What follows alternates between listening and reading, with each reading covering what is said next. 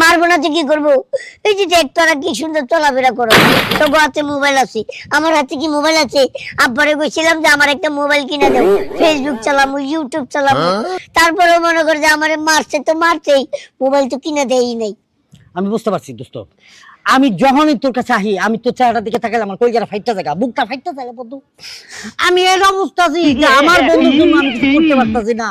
আজকে আঙ্কেলে তোরা মারে একটা মোবাইলের জন্য। মোবাইল যে কত শিক্ষণীয় জিনিস, কত শিক্ষামূলক একটা জিনিস, সেখানে কত রকমের কত কিছু দেখা যায়, শিখা যায়, লেখা যায়, পড়া যায়। আব্বারে কইছি আব্বা তুমি একটা মোবাইল কিনে দাও, মোবাইলে আমি পড়ালেখা করুম, মোবাইলে আমি ম্যাজিস্ট্রেট হমু, মোবাইলে আমি ডাক্তার হমু, মোবাইলে আমি মাস্টার হমু।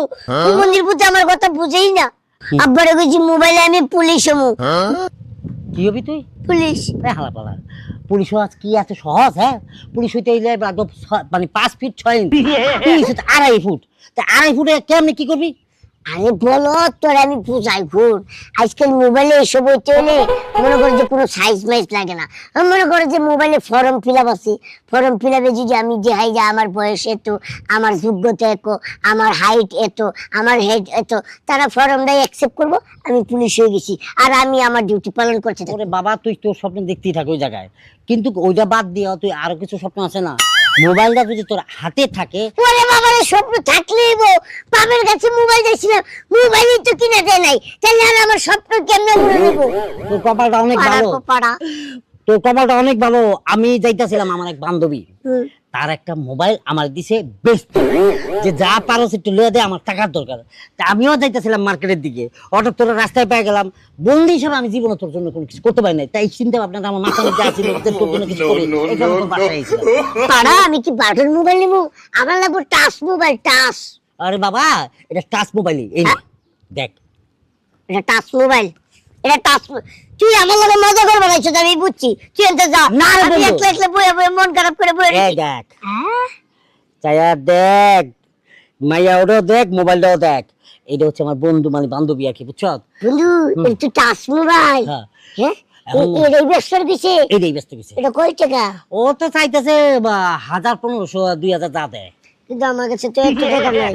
আমি আব্বার লগে রাগ কইরা এই 500 টাকা নিয়ে আইছিলাম, যদি রাস্তাঘাটে কোনো আরো যদি বিপদ আপদে পড়ে খিদা লাগে, তাহলে ওই থেকে টাকা ভাঙ্গায় খামু, বা ভাবছিলাম নানি বাড়ি যাবো, ফুপুর বাড়ি যাবো, গাড়ি ভাড়া দিমু। 500 টাকা ছাড়া তো আর আমি। আচ্ছা কাজ দেখ, 500 টাকা দে, তোর বন্ধু হিসাবে দাও, বাকিটা আমি বলে দিব না। দাও 500 টাকা দিয়ে দিছাস? আমি দিলাম আমার বন্ধু হিসাবে। বন্ধু বন্ধুর জন্য যদি এতটুকু না করতে পারি, তাহলে কিসের বন্ধু দিলাম? বন্ধু, 10,000 তোর আমি এটা গিফট দিলাম। এই হালাল পাল, আমি তোরা 500 দিছি না, তাহলে এটা কি আর গিফট হলো? আরে বন্ধু, এটা তোমায় আর 2000 টাকা দিয়ে দেবো, 500 টাকা তো তুই দিছ, তা আমি তো আরো 1500 টাকা ভরে দেবো। ওই কারণে তোর 500 টাকা দিয়ে করলাম আর গিফট দিলাম। তুই আমার বন্ধু। আরেকটা জিনিস তো দিলাম।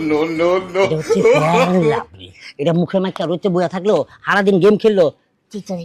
না বন্ধু, রেটে ঝামেলা আছে, আমি না একটু ঝামেলা আছে, হুঙ্গে ফেলে ঝামেলা দেবো। এটা বন্ধু তোমাকে ধন্যবাদ। একটু দিছ? আচ্ছা আচ্ছা আচ্ছা, এটা মুখটা দেব। দেখ বন্ধু, তাহলে গেছে না, সব গেছে না? আচ্ছা আচ্ছা আচ্ছা, ঠিক আছে। এই না আমার মোবাইল, তোর এটা আমি নিব না। আচ্ছা, তুই এটা নিবি না? না। আচ্ছা ঠিক আছে, যা। দেখছো ভাই, আব্বারে গিয়ে মোবাইলে দেখাই, আব্বা আমি মোবাইল কিনছি, আব্বা খুশি হইব। যা যা যা যা। চলো।